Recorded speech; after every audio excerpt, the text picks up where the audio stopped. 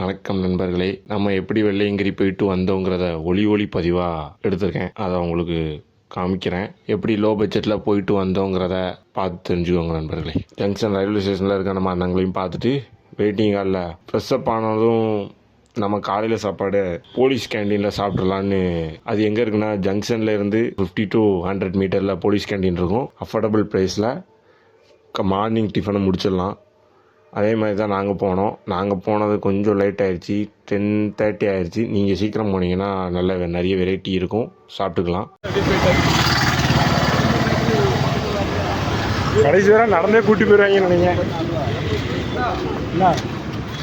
பஸ்ஸில் கூப்பிட்டாலே வர மாட்டேங்குது, இதில் ஆட்டோ யாராவது வரோம்.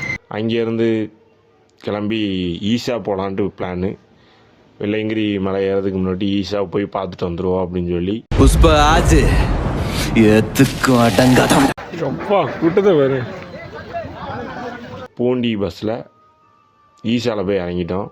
ஈஷாவில் இறங்கினதும் அங்கே உள்ளே போகிறதுக்கு முன்னாடி பேகு ஃபோனு எல்லாம் உள்ளே ஒப்படைச்சிடணுன்ட்டாங்க.